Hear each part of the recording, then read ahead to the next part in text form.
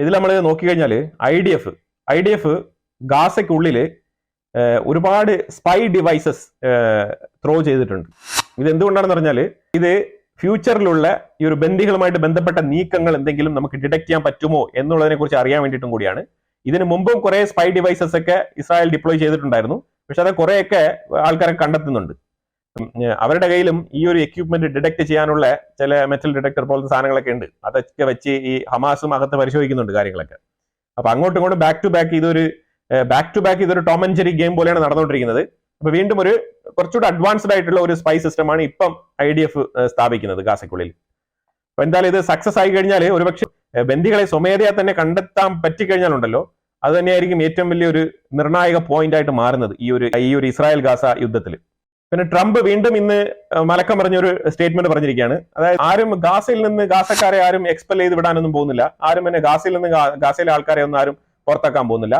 അത് പ്ലാനൊക്കെ അത് വേറൊരു രീതിയിലുള്ള പ്ലാനാണ്. അത് ഞാൻ പറഞ്ഞ പ്ലാൻ നിങ്ങൾ റോങ് ആയിട്ട് അണ്ടർസ്റ്റാൻഡ് ചെയ്തതാണെന്നുള്ള രീതിയിലുള്ള ചില സ്റ്റേറ്റ്മെന്റുകളൊക്കെ പറഞ്ഞിട്ടുണ്ട്. അതായത് ഐറിഷ് പ്രൈം മിനിസ്റ്ററിനെ മീറ്റ് ചെയ്യുന്നതിന് മുമ്പാണ് ഈ ഒരു ഡയലോഗ് പറഞ്ഞത് ട്രംപ്. ഐറിഷ് PM ശരിക്കും പറഞ്ഞാൽ ഗാസയുടെ ഒപ്പമാണ് നിൽക്കുന്നത്. അപ്പൊ അതുകൊണ്ട് തന്നെ അതിന്റെ മീറ്റിംഗിന്റെ മുമ്പായിട്ട് പറഞ്ഞതാണോ എന്നും നമുക്കറിയത്തില്ല. പക്ഷെ ഇങ്ങനെയാണ് സ്റ്റേറ്റ്മെന്റ് പറഞ്ഞിരിക്കുന്നത്. നെതന്യാഹുവിനെ കാണുമ്പോഴത്തേക്കും ആ സ്റ്റേറ്റ്മെന്റും ഐറിഷ് പ്രൈം മിനിസ്റ്ററെ കാണുമ്പോഴത്തേക്കും ഈ സ്റ്റേറ്റ്മെന്റും പറയുന്നത് അത്ര നല്ലതല്ല. സ്റ്റേബിൾ ആയിട്ടുള്ള തീരുമാനം പറയാനുള്ള ഒരു പ്രാപ്തി ട്രംപിന് ഉണ്ട് എന്ന് തന്നെയാണ് ഞാൻ വിശ്വസിക്കുന്നത്. അപ്പൊ എന്തായാലും തീരുമാനം എന്താണോ അത് ഉറച്ച് പറയാനുള്ള നിലപാടും ഉണ്ടായിരിക്കണം. അല്ലാന്നുണ്ടെങ്കിൽ ആൾക്കാർ കോമാളിയായിട്ട് ചിലപ്പോൾ കരുതും. ട്രംപിന്റെ പ്ലാൻ എന്താണോ ഏതാണെന്നുള്ളതൊന്നും അറിയത്തില്ല. ട്രംപ് ശരിക്കും ഒരു സ്പാർക്കാണ് കൊടുത്തത്. പക്ഷെ ഇവിടെ ഓൾറെഡി പ്ലാൻസ് തകൃതിയായിട്ട് നടക്കുന്നുണ്ട്. എവിടെ? ഇസ്രായേലിന്റെ ഉള്ളിൽ, ഗാസയുടെ ഉള്ളിലും അതേപോലെ വെസ്റ്റ് ബാങ്കിന്റെ ഉള്ളിലൊക്കെ ഈ ഒരു ഇവാക്യുവേഷൻ എന്നുള്ളത് വളരെ തകൃതിയായിട്ട് നടക്കുകയാണ്. അതിപ്പോ ആരെങ്കിലും പറഞ്ഞാലും അംഗീകരിച്ചാലും അംഗീകരിച്ചില്ലെങ്കിലും അവിടെ അതാണ് വസ്തുത. നമ്മൾ ഇന്നലെ തന്നെ വീഡിയോയിൽ ഇട്ടിട്ടുണ്ട്. 40,000 മുതൽ 60,000 ആൾക്കാർ ഓൾറെഡി തന്നെ വെസ്റ്റ് ബാങ്കിന്റെ ഭാഗത്ത് നിന്ന് ഇവാക്യുവേറ്റഡ് ആണ്. ഗാസയ്ക്കുള്ളിൽ ഇനി ഈ ഒരു സീസ് ഫയർ ഡീൽ പോകുന്ന മുറയ്ക്ക് എങ്ങനെയാണ് ഇത് അവസാനിക്കുന്നത് ആ രീതിയിൽ തീർച്ചയായിട്ടും ഹമാസിനെ അവിടെ നിന്ന് തുരത്തും തന്നെയാണ് തീരുമാനം. അപ്പൊ എന്തായാലും ഹമാസിനെ അവിടെ നിന്ന് തുരത്തുന്നെങ്കിൽ ഈ യുദ്ധം ഇപ്പൊ അവസാനിക്കില്ല എന്നുള്ളതാണ് മനസ്സിലാക്കേണ്ടത്. പിന്നെ യുദ്ധം അവസാനിക്കുന്നില്ല എന്നുണ്ടെങ്കിൽ വീണ്ടും യുദ്ധം അവിടെ സ്റ്റാർട്ട് ചെയ്യും. വീണ്ടും യുദ്ധം അവിടെ സ്റ്റാർട്ട് ചെയ്ത് കഴിഞ്ഞാൽ ഒരു ബോംബ് വീണാൽ മതി, ഗാസയിൽ നിന്ന് ആൾക്കാർ മൊത്തം ഇറങ്ങി ഓടും. അപ്പൊ എല്ലാ റഫ ഗേറ്റ് വഴിയും പല പല ഗേറ്റുകളും തുറന്നിട്ട് ഓടുന്നത് കാണാം. അപ്പൊ ആ രീതിയിൽ അവിടെ ഒരു മാറ്റം സംഭവിക്കും. അതിനിപ്പോ ട്രംപിന്റെ സ്റ്റേറ്റ്മെന്റ് ട്രംപ് ഇന്ന് ഇങ്ങനെ പറയുന്നു ഇല്ലെങ്കിൽ മിനിഞ്ഞാന്ന് മാറ്റി പറഞ്ഞു എന്ന് പറഞ്ഞിട്ട് കാര്യമൊന്നുമില്ല.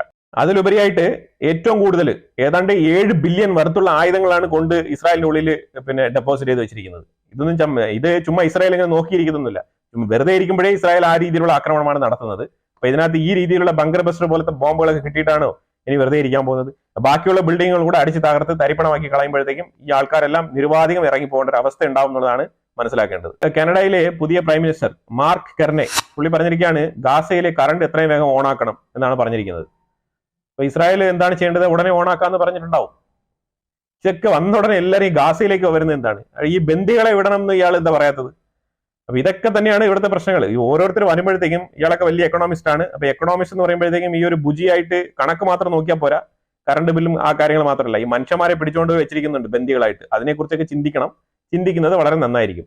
ഇനി ട്രൂഡോയുടെ അതേ മാർഗത്തിലൂടെ ലിബറൽ പാർട്ടി നയിക്കുന്ന അതേ രീതിയിലാണ് പോവാൻ പുള്ളിക്ക് താല്പര്യമെങ്കിൽ പിന്നെ ലോകം കണ്ട ട്രൂഡോ ഉണ്ടല്ലോ, പിന്നെ ട്രൂഡോ നമ്പർ 2 ആയിട്ട് മാറാനുള്ള സാധ്യതയും വളരെ കൂടുതലാണ്. അതും കൂടെ നമ്മൾ പറഞ്ഞു പോകേണ്ടതാണ്.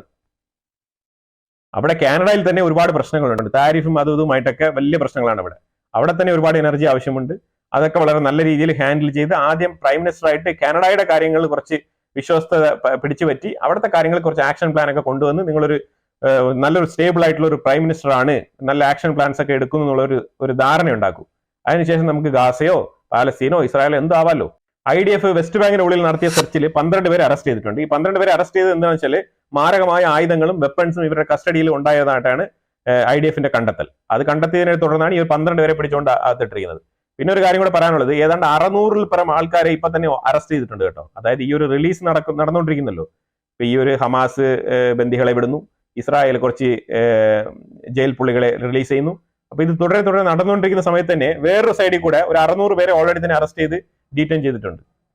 അപ്പൊ ബാക്ക് ടു ബാക്ക് എപ്പോഴും കാര്യങ്ങൾ നടന്നുകൊണ്ടാണ് ഇരിക്കുന്നത്. അതും കൂടെ നമ്മൾ ഓർത്തോണം. സിറിയയ്ക്കുള്ളിൽ ഈ അസാദ് റെജീമിന്റെ കുറെ ഏരിയാസ് ഇസ്രായേൽ ആക്രമിച്ചു എന്ന് ഞാൻ കഴിഞ്ഞ വീഡിയോയിൽ പറഞ്ഞിട്ടുണ്ടായിരുന്നു. അപ്പൊ ആ ഒരു ആക്രമണം പറഞ്ഞാൽ കുറച്ചുകൂടെ ഡീറ്റെയിൽ ആയിട്ട് വാർത്ത പുറത്തു വന്നിട്ടുണ്ട്. 22 ഫൈറ്റർ ജെറ്റുകളുമായിട്ടാണ് പോയത്. 60 സ്പോട്ടുകളിലാണ് ആക്രമണം നടത്തിയത്. 22 ഫൈറ്റർ ജെറ്റ് വിത്ത് 60 സ്പോട്ട്സ്, 60 സ്പോട്ടുകളിലാണ് ബോംബിട്ടത്. അപ്പൊ ആ രീതിയിൽ മാരകമായിട്ടുള്ള ഒരു ആക്രമണമാണ്. അവിടെ HTS അല്ല, അവിടെ സിറിയൻ ഡിഫൻസ് ഫോഴ്സ് അല്ല, അവിടെ കുർദുകളില്ല, ആർക്കും തന്നെ ഒന്നും ചെയ്യാൻ കഴിയില്ല എന്നുള്ളതാണ്. കാരണം ഇസ്രായേലിന്റെ സ്കൈ എന്ന് പറഞ്ഞാൽ വളരെ ഫ്രീ ആയിട്ട് കിടക്കുന്ന സ്കൈ ആണ്. ആർക്കും ഒന്നും ചെയ്യാൻ കഴിയില്ല എന്നുള്ളതാണ്, അത് വസ്തുതാപരമായിട്ടുള്ള കാര്യമാണ്. ആർക്കും തന്നെ ഒന്നും ചെയ്യാൻ കഴിയില്ല.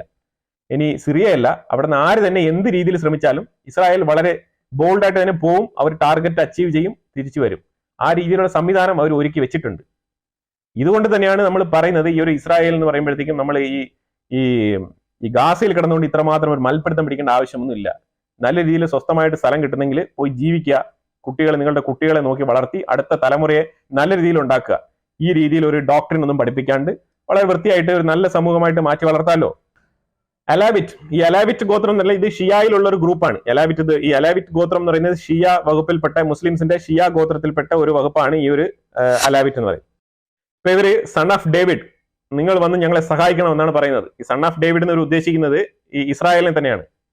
ഇസ്രായേൽ വന്നാൽ മാത്രമേ ഇനി ഞങ്ങളെ സഹായിക്കാൻ പറ്റൂ എന്നാണ് ഇവർ വിളിച്ചു പറയുന്നത്. പക്ഷേ ഇസ്രായേലിന് അലാവിറ്റിന് വേണ്ടിയിട്ട് അവിടെ പോയി ആക്രമണം നടത്തുക എന്നുള്ളത് അത്ര എളുപ്പത്തിലുള്ള കാര്യമല്ല. കാര്യം ഇത് രണ്ടും തന്നെ ഷിയ സുന്നി ഇഷ്യൂ ആണ് അവിടെ നടക്കുന്നത്. ഇതിനകത്ത് ഇസ്രായേലിന് എന്ത് റോളാണുള്ളത്? ഇൻഫാക്ട് ഇവർ ഗോലാൻ ഹൈറ്റ്സിന്റെ ഭാഗത്തോട്ടാണ് ഇപ്പൊ ഇവർ അലാവിറ്റുകൾ താമസിക്കുന്നുണ്ടെങ്കിൽ ഇസ്രായേലിന് കുറച്ചുകൂടെ ഒരു സ്ട്രെങ്ത് ഉണ്ടായിരുന്നു, അല്ലെങ്കിൽ ഇസ്രായേലിന് ഒരു റൈറ്റ്സ് ഉണ്ടായിരുന്നു. പക്ഷെ ഇപ്പൊ ഇത് കുറച്ചുകൂടെ അങ്ങോട്ട് ഹമാ ഭാഗത്തോട്ടാണ് ഈ അലാവിറ്റുകൾ കൂടുതൽ താമസിക്കുന്നത്.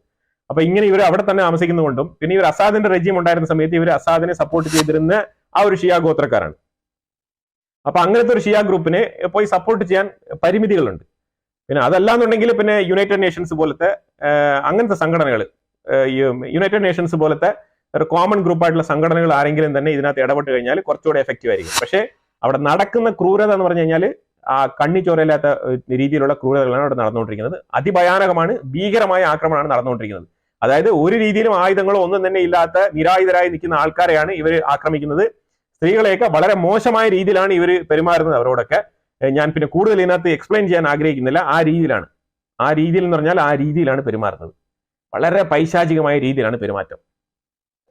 ഇപ്പൊ ഈ ഒരു അലാവിറ്റിന്റെ ഭാഗത്ത് നിന്ന് ഇങ്ങനെ ഒരു റിക്വസ്റ്റ് വന്നു. അതുപോലെ തന്നെ ഈ HTS ഡ്രൂസ് കമ്മ്യൂണിറ്റിയുമായിട്ട് ബന്ധപ്പെട്ട് അവർ കുറച്ചുകൂടെ മുന്നോട്ട് വരുന്നത് കൊണ്ട് തന്നെ ഈ രണ്ടിനെയും ചെറുക്കാൻ വേണ്ടിയിട്ട്, ഈ രണ്ടിനെയും തടയാൻ വേണ്ടിയിട്ട് ഇസ്രായേൽ ചെയ്തിരിക്കുന്നത് ഫൈറ്റർ ജെറ്റ് എടുത്തുകൊണ്ട് വളരെ താഴ്ന്ന് പറന്നിരിക്കുകയാണ്. അതായത് ഈ ഒരു ഹെർമോൺ മൗണ്ടിന്റെ ആ ഒരു ഭാഗത്ത് വളരെ താഴ്ത്തി പറന്ന് ഒരു വാണിംഗ് കൊടുത്തിരിക്കുകയാണ്. HTS തന്നെയാണ് ഒരു വാണിംഗ് കൊടുത്തിരിക്കുന്നത്. അതായത് ഈ ഒരു ഡ്രൂസിന്റെ ഭാഗത്തേക്ക് നീ വന്നു കഴിഞ്ഞാൽ ഇത് ഞങ്ങളുടെ സ്കൈ ഏരിയയാണ്, അതായത് ഇവിടം വരെ ഞങ്ങൾക്ക് ഒരു ഏരിയ ഉണ്ട്, എന്റെ അതിർത്തി എന്ന് പറഞ്ഞാൽ ഇതുവരെ ഞാൻ പറക്കും. അപ്പൊ അങ്ങനെ പറന്ന് കാണിച്ചതാണ്. വളരെ താഴ്ന്നാണ് പറന്നു പോയത്. ആ ഫൈറ്റർ ജെറ്റ് പറന്നു പോയത് ഡ്രൂസിന്റെ രക്ഷയ്ക്ക് വേണ്ടിയിട്ടാണ്. ഡ്രൂസുകളെ പ്രൊട്ടക്ട് ചെയ്യാൻ ഇസ്രായേൽ വരും എന്നുള്ള ഒരു മെസ്സേജ് ആണ് കൊടുത്തത്. അപ്പൊ അതുകൊണ്ട് HTSന്റെ അടുത്ത് കുറച്ച് കെയർഫുൾ ആയിട്ട് തന്നെ ഇരിക്കാൻ പറഞ്ഞിട്ടുണ്ട്. ഇതെന്തായാലും ഈ മെസ്സേജ് തുർക്കി ഓൾറെഡി തന്നെ ഏറ്റെടുത്തിട്ടുണ്ടാവും. തുർക്കിയും അവരുടേതായിട്ടുള്ള എന്തെങ്കിലുമൊക്കെ കോപ്രായങ്ങൾ നാളെ കാണിച്ചു കൂട്ടും എന്നാണ് മനസ്സിലാക്കാൻ പറ്റുന്നത്. ശരിക്കും പറഞ്ഞാൽ സിറിയക്കുള്ളിൽ ഇസ്രായേൽ തുർക്കി കുറച്ച് ടൈറ്റ് ആണ് കാര്യങ്ങൾ. അതായത് തുർക്കിയും ഇസ്രായേലും തമ്മിൽ ഡയറക്റ്റ് ആയിട്ട് ഒരു കൺഫ്രണ്ടേഷൻ ഒരു പക്ഷേ വന്നേക്കാം, നമുക്കൊന്നും പറയാൻ പറ്റാത്ത അവസ്ഥയാണ്. അപ്പം ഇസ്രായേൽ കൃത്യമായിട്ട് കൊടുത്തിരിക്കുന്നത് ഒരു വാണിംഗ് ആണ്. അതായത് ഡ്രൂസുകളുടെ ഭാഗത്ത്, ഈ ഗോലാൻ ഹൈറ്റ്സിന്റെ ഭാഗത്തോട്ട് ഇങ്ങോട്ട് കയറി വരണ്ട എന്നാണ് ഇസ്രായേൽ പറഞ്ഞിരിക്കുന്നത്. ഈ അലോവിറ്റ് എന്ന് പറഞ്ഞ ആ ഒരു ഷിയ ഗോത്രത്തിലുള്ള ആൾക്കാർക്ക് വിഷമകരമാണ്. നിങ്ങളൊരു കാര്യം ചെയ്യണം, നിങ്ങൾ ഇറാനിലേക്ക് ഒരു കത്തയക്കണം. കാര്യം ഇറാനാണല്ലോ നിങ്ങളെ ബാക്കപ്പ് ചെയ്തിരുന്നത്, ഹിസ്ബുള്ളകളാണല്ലോ നിങ്ങളെ ബാക്കപ്പ് ചെയ്തിരുന്നത്. അപ്പോൾ നിങ്ങൾ അവരെയാണ് നിങ്ങൾ നോക്കേണ്ടത്. കാര്യം ഈ അലോവിറ്റുകളൊന്നും ഈ ഒരു അസാദിന്റെ റെജീമിൽ ഫൈറ്റിങ്ങിനോ അല്ലെങ്കിൽ അടിക്കോ ബഹളത്തിനോ പോയ ആൾക്കാരല്ല. വളരെ തുച്ഛമായ ആൾക്കാരായിരിക്കും പോയിട്ടുണ്ടാവുക. അല്ലാതെ ഈ വീട്ടിലിരിക്കുന്ന കുടുംബത്തിലിരിക്കുന്ന ആൾക്കാരൊന്നും അങ്ങനെ പോയിട്ടില്ല. ഈ വീട്ടിലിരിക്കുന്ന കുട്ടികളും സ്ത്രീകളൊന്നും അല്ലല്ലോ ഈ ഒരു അസാദിനെ റെജീമിനെ സപ്പോർട്ട് ചെയ്യാൻ വേണ്ടിയിട്ട് പോയി നിന്നത്. ശരിക്കും ഈ ഒരു ഇറാനും ഹെസ്ബുള്ളയുമാണ് അവിടെ ബാക്ക് ചെയ്യാൻ പോയി നിന്നത്. ഇപ്പൊ ഇറാനും ഹെസ്ബുള്ളയും നൈസിന് അവിടെ നിന്ന് ഒതുങ്ങി. അപ്പൊ ഇപ്പൊ പാവപ്പെട്ട സിവിലിയൻസ് ആയിട്ടുള്ള ആൾക്കാരാണ് ഇപ്പൊ പെട്ടത്. ഇവന്മാർക്കാണെങ്കിൽ സിവിലിയൻസ് എന്ന് പറഞ്ഞാൽ പോലും തിരിച്ചറിയാൻ പറ്റാത്ത രീതിയിലാണ് ഇവന്മാർ തീവ്രവാദ പ്രവർത്തനം കാണിച്ചുകൊണ്ട് നടക്കുന്നത്. അപ്പൊ ഇത് വളരെ വളരെ പൈശാചികമാണ്. പക്ഷെ വീണ്ടും നമ്മളിത് ആവർത്തിച്ച് പറയുന്നത് അവിടുത്തെ അവസ്ഥ ആ രീതിയിലായതുകൊണ്ടാണ്. അതായത് മൈനോറിറ്റീസ് എന്ന് പറഞ്ഞ ഒരു സംഭവം തന്നെ അവിടെ ഉണ്ടാവാൻ പാടില്ല. അതങ്ങ് തൂത്ത് പിറക്കി കളയാണ്. മൈനോറിറ്റീസ് എന്ന് പറഞ്ഞാൽ ക്രിസ്ത്യൻസ്, അലോവിറ്റ്, ഇങ്ങനത്തെ സംഭവങ്ങളൊന്നും തന്നെ അവിടെ കാണാൻ പാടില്ല.